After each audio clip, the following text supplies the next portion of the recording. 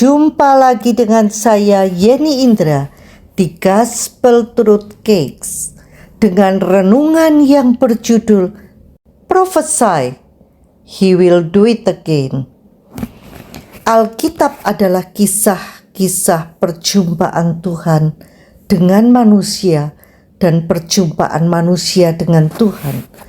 Demikian juga dengan kesaksian perjumpaan ilahi Tuhan dengan manusia. Itulah sebabnya kita bisa menemukan jawaban Tuhan di sana.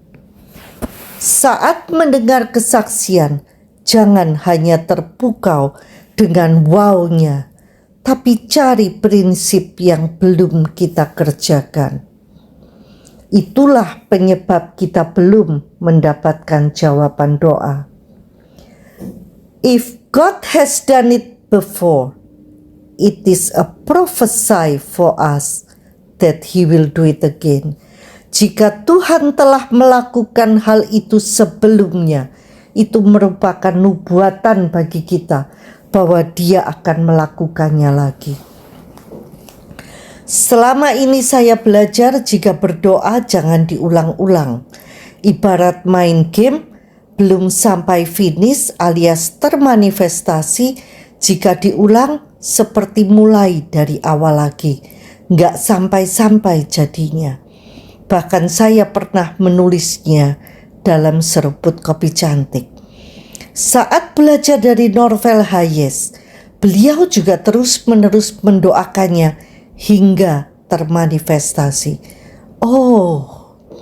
Nah, saat berbincang-bincang dengan Pak Asang, beliau juga terus-menerus mengulang doanya, memerintahkan kesembuhan terjadi. Pak Asang itu stroke selama 5 tahun. Ke toilet pun mesti dibantu dengan kursi roda. Tetapi beliau pribadi yang cinta Tuhan dan cinta firman. Sekarang sembuh total 99%. Tinggal sedikit jari-jari tangan kanan yang belum sempurna. Pak Asang, kalau saya belajar, teorinya doa itu nggak boleh diulang-ulang. Berarti mulai dari nol lagi, ujar saya. Tapi saya kan tidak tahu doa mana, perintah mana yang sampai ke sasaran. Jadi saya terus memerintahkan stroke pergi dan kesembuhan terjadi. Demikian Pak Asang menjelaskan. Pak Asang betul-betul sembuh dari stroke. Bahkan setiap pulang gereja sengaja berjalan kaki bersama keluarga untuk melatih kakinya. Rumahnya berjarak beberapa kilometer dari gereja. Berjalan normal tanpa bantuan tongkat atau alat bantu apapun. Bahkan sudah bisa bekerja memperbaiki jam. Itu pekerjaan detil yang membutuhkan keterampilan tangan. Bukti nyata kesembuhannya. Hubungan dengan Tuhan itu bukan formula. Jika Pak Asang berhasil, meskipun berbeda dari yang saya pelajari secara teori, itu patut diterima dan dipelajari. Setelah berdiskusi dan merenungkannya, kesimpulannya begini. Rahasianya bukan tentang doa diulang-ulang atau tidak, tetapi sikap hati saat memperkatakannya.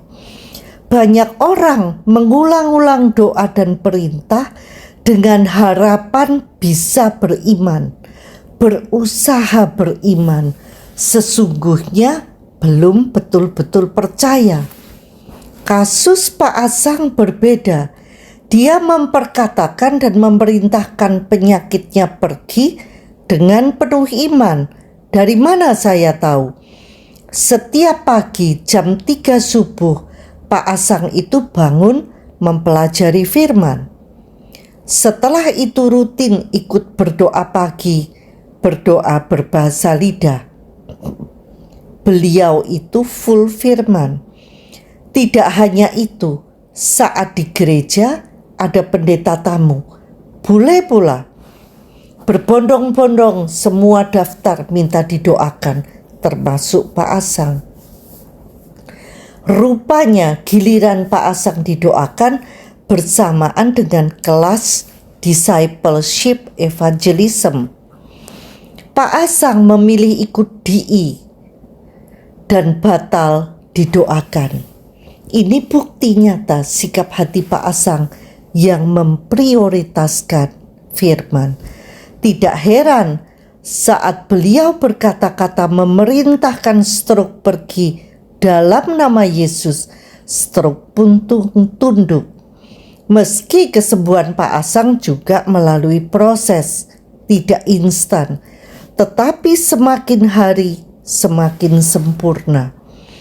Nah, saat Pak Asang mengulang-ulang perintahnya, ibarat dia memberondong musuh dengan tembakan. Gak perlu tahu tembakan mana yang mengenai sasaran, toh pelurunya banyak. Pertanyaan berikutnya, apa yang harus dilakukan jika belum sungguh-sungguh beriman?